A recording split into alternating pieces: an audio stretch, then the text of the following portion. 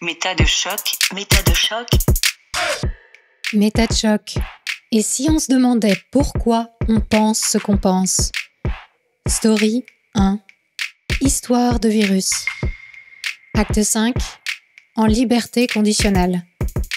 Oh, mais c'est la dernière émission d'Histoire de virus. Tant de choses se sont passées en 3 mois. La jeune Charlotte est retournée au collège avec la sensation d'avoir fait un saut dans le temps. Robert continue le télétravail tout en observant le monde s'agiter. Fait-il preuve d'humour pince sans rire ou est-il complètement désabusé? Alice, adolescente en zone verte, retrouve avec étonnement et enthousiasme un début de vie sociale. Et enfin, Eric, globe-trotteur sédentarisé de force, doit désormais envisager la vie autrement.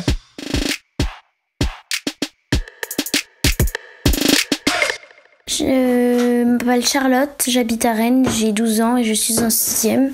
J'en suis à mon 12e jour de déconfinement. Déjà, je trouve ça chouette qu'on puisse se déconfiner parce que partout, les magasins, les supermarchés, tout le monde fait des efforts. Il y a du produit hydroalcoolique partout et je trouve ça vraiment bien. On ne soit pas encore tout déconfiné, mais en tout cas, vu que je suis en zone verte, petit à petit, on commence à se déconfiner. Et sinon, j'ai repris les cours. Et ce qui est assez spécial, c'est pas le fait que les cours soient changés, c'est plutôt depuis mars, là on est en mi-mai, ça a fait quand même un gros saut. J'ai l'impression que j'ai sauté dans le temps de 2 mois. Et c'est vraiment spécial parce que 2 mois, je trouve ça vraiment énorme. J'ai l'impression d'avoir un peu perdu du temps alors que j'aurais pu apprendre des choses, profiter un peu. Et donc c'est spécial parce que je revois des gens que j'ai pas vus depuis 2 mois, c'est comme le temps des grandes vacances. Et donc du coup j'ai l'impression que mon année de 6e est passée super vite, justement à cause de ce trou, parce que ça nous enlève 2 mois. Et donc j'ai l'impression que déjà c'est la fin de mon année de 6e et je trouve que c'est passé trop vite. Sinon, je trouve que mon année s'est bien passée et que le confinement, si je reprends tout, même si sur le moment j'ai l'impression de perdre du temps, au final, je trouve que ça va. J'ai quand même bien profité, j'ai avancé des choses et j'ai quand même appris des choses. Aujourd'hui, j'ai pu aller acheter un pot de peinture pour faire la seconde couche de ma chambre. Et donc, ça va être plutôt joli, je pense. Ça va la rendre plus grande. Et sinon, je suis un peu triste parce que mon grand-père, il a un cancer, donc il va faire de la chimiothérapie. Et donc, je vais sûrement aller lui rendre visite avant qu'il aille à l'hôpital. Et donc, j'ai commencé à faire ça. Il y a une photo de lui quand il était jeune sur une voiture. Et du coup, je pense que je vais lui dessiner, vu que j'aime beaucoup le dessin, pour lui offrir.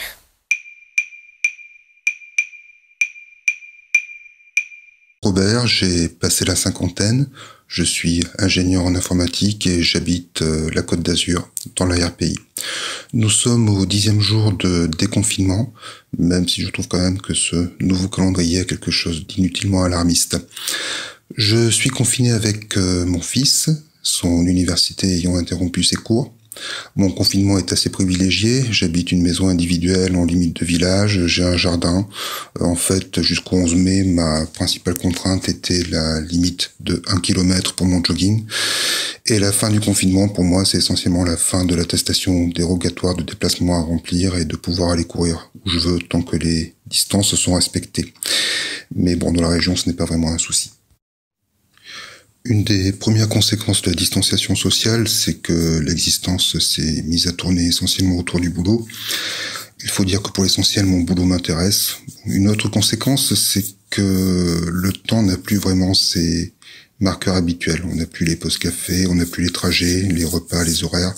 Du coup, le télétravail peut envahir la journée sans être limité par quoi que ce soit, et ce de façon peut-être déraisonnable.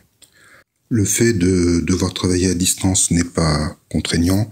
L'essentiel de mon activité professionnelle se fait de toute façon à distance, ces temps-ci. La plupart de mes projets actuels impliquent des gens que je ne suis pas vraiment amené à rencontrer, ne serait-ce que parce qu'ils ne sont pas dans la même région. On a juste remplacé les réunions par des visios. Alors évidemment, cela signifie qu'il a aussi fallu annuler des déplacements, et des déplacements, c'est toujours des opportunités de rencontre ou des opportunités touristiques. Bon, on supporte ça parce qu'on se dit que c'est temporaire, même si on ne sait pas combien de temps cela va prendre pour que toutes ces contraintes se relâchent. La fin du confinement dans un tel contexte, ça a été un non-événement. On nous a demandé de continuer à travailler depuis chez nous lorsque cela était possible. Dans mon cas, c'est possible. Et puis, la plupart des partenaires sont répartis sur toute l'Europe, donc on a tendance à se caler sur le plus petit dénominateur commun des règles de chaque pays, ce qui se résume au final par rester chez vous. J'ai remarqué que, où qu'ils soient d'ailleurs, mes interlocuteurs nous contactaient depuis chez eux, y compris lorsqu'ils étaient dans des pays que l'on nous cite en exemple pour expliquer que le confinement ne sert à rien. Mais bon, ce n'est qu'un témoignage anecdotique. Un point qui est peut-être un point particulier dans mon cas, c'est que j'ai commencé ma vie professionnelle comme ingénieur développement, ce que je suis toujours pour l'essentiel, et il se trouve que c'est un métier où la distanciation sociale, c'est la norme depuis quelques décennies déjà. C'est un métier où dialoguer en live est plutôt inefficace et est généralement considéré comme une intrusion.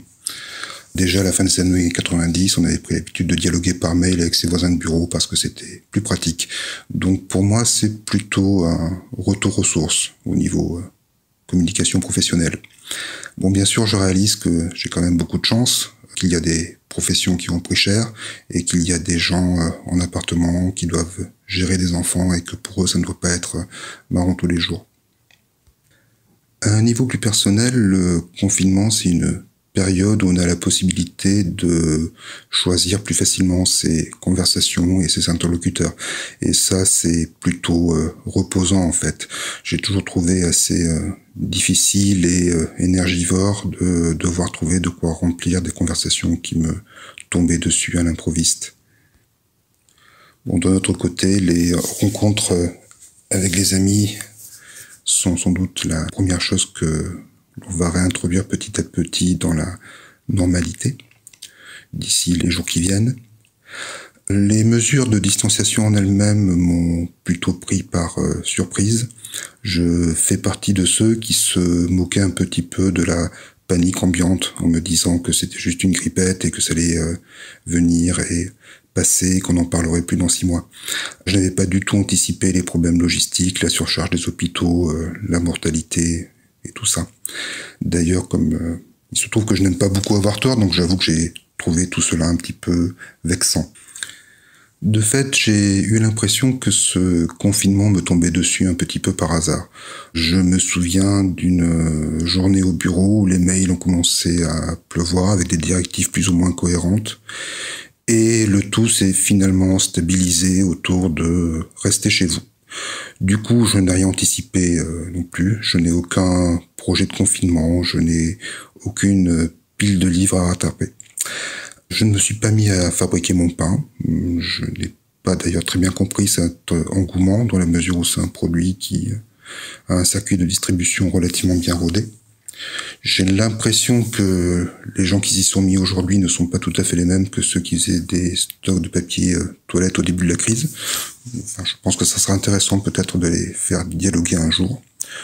Bon, par contre, je me suis mis à brasser ma bière, mais cela était prévu de longue date.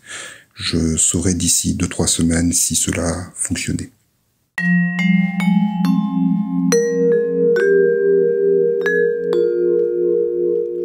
Je m'appelle Alice, j'ai 15 ans et j'habite à Rennes. Je suis à mon 12e jour de déconfinement, je crois. Rennes est en zone verte, du coup à peu près tout est redevenu comme avant, sauf que les bars, les restaurants, les cinémas, les piscines sont pas ouvertes. Après, c'est pas très dérangeant. Et aussi, j'ai appris à comment mettre un masque, c'est un peu plus compliqué que ce que je pensais. Et surtout, l'inconfort du masque est très présent. Mais après, on peut en fabriquer avec des jolis tissus à fleurs et tout. Du coup, c'est quand même cool. Ce que j'ai pu faire, que je pouvais pas faire pendant le confinement, j'ai pu voir mes amis, aller chez eux, ou les voir plutôt dans des campagnes, pas vraiment dans le centre-ville parce que mes parents veulent plus trop, parce qu'ils trouvent que c'est trop dangereux. Du coup, je les vois plutôt ou dans des villages, s'ils habitent dans des villages, ou dans des petits coins quoi, où il n'y a pas beaucoup de monde dans Rennes, où je les invite à la maison. Et le contact humain fait un bien fou, c'est incroyable. Enfin, je pensais pas que c'était à ce point. Je me sens beaucoup mieux entourée que toute seule. Dans ma région, il y a eu très peu de cas, je crois, en tout cas, beaucoup moins de cas que dans les autres régions. Du coup, je me rends pas forcément compte de l'impact de la maladie parce que je connais personne, même dans mon entourage très lointain, qui a eu un proche qui a été atteint. Mais je sais que la maladie est encore présente et qu'il faut continuer à faire très attention. Que même si la tentation est très forte de faire des excès, de tout le temps sortir, ce que j'ai très envie de faire, il faut savoir se contenir.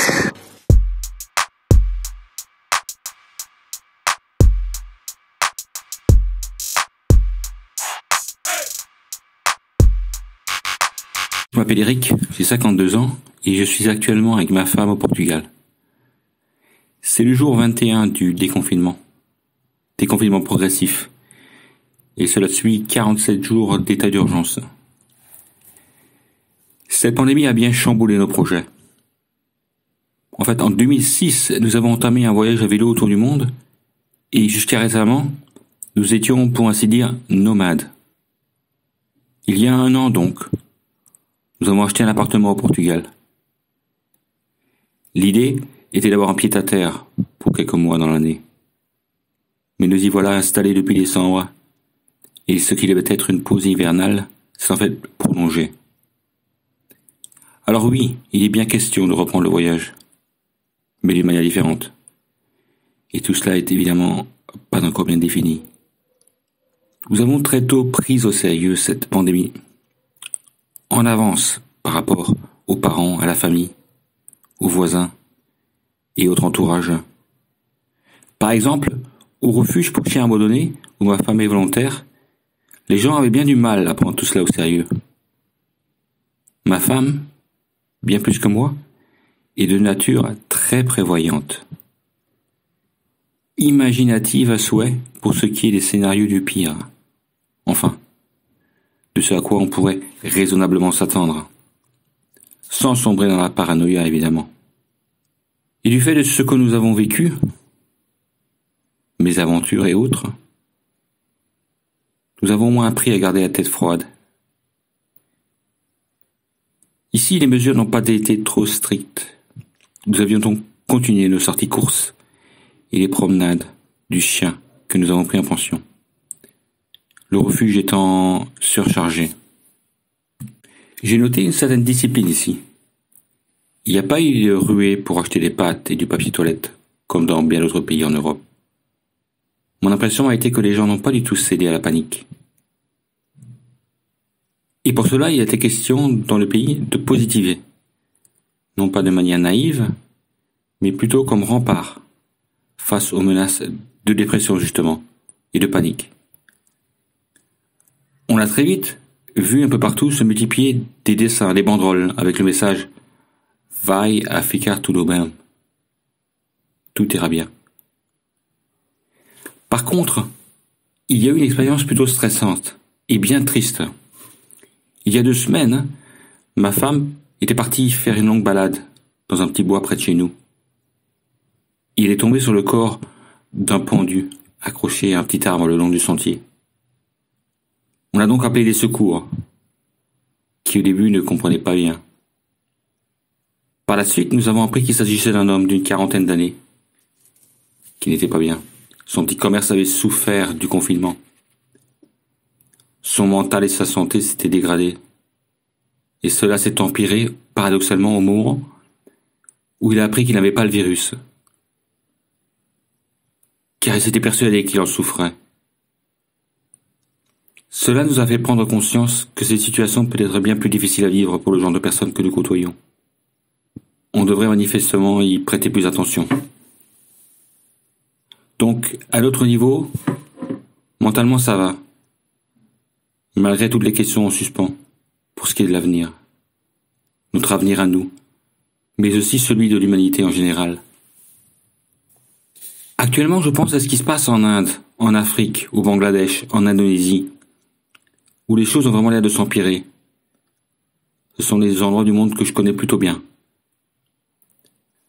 La promiscuité, au vu de la pauvreté et de la surpopulation, est évidemment très propice à la propagation du virus. Cela doit être terrible.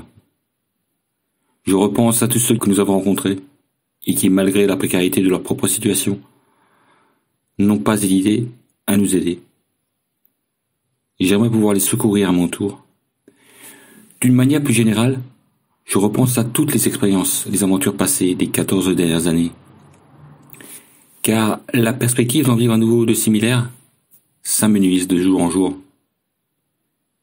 Ce sentiment est renforcé par le fait que nous sommes, l'âge aidant, beaucoup moins enclins à prendre le genre de risque que nous avions l'habitude de prendre. Quand j'y repense, il y avait tout de même une insouciance démesurée, mal calculée, surtout pendant les premières années de notre périple. Mais il vaut mieux que cela ait été à cette époque-là plutôt qu'aujourd'hui. Aucun regret donc. Là, il faut bien se rendre à l'évidence qu'une page est en train de se tourner dans nos vies. Surtout moi, qui avais l'habitude de planifier nos itinéraires, notre logistique, etc. Nous sommes maintenant dans une situation d'attente face à l'avenir, sans pouvoir vraiment prendre de décision à moyen terme. Donc, on profite de cette attente du mieux qu'on peut, en évitant l'écueil de la routine. L'intérêt que nous avons tous les deux commencé à porter au néo-stoïcisme nous est en fait d'une grande aide. Le bon côté ici, c'est qu'on a maintenant de nombreuses nouvelles opportunités pour creuser cela et le mettre en pratique. Tenez, je vais me mettre à apprendre le portugais, sérieusement, car cela fait un moment que je ne m'étais attelé à la tâche d'apprendre une langue étrangère. Et puis cela devrait faciliter mon intégration. Il me semble qu'on soit bien parti pour rester plus longtemps et plus tôt que prévu dans ce pays.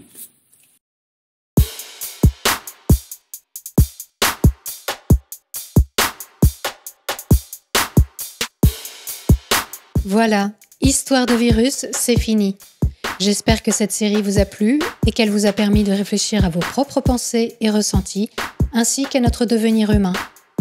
Merci aux généreux donateurs qui rendent possible cette aventure podcastienne. Si vous aussi vous souhaitez participer, suivez le lien en description vers la plateforme participative Tipeee. Ce vendredi à 18h, on se retrouve en son et en images avec une émission Scoop 5, dans laquelle je vous donnerai des nouvelles de la chaîne et de ses multiples projets en cours. De quoi parlera la prochaine série ? Où en est la publication des livres de MetaChoc ? Je vous dis tout et plus encore dans 2 petits jours. D'ici là, prenez le temps d'observer la manière dont vous pensez et de la questionner. Vous n'imaginez pas ce que vous pensez.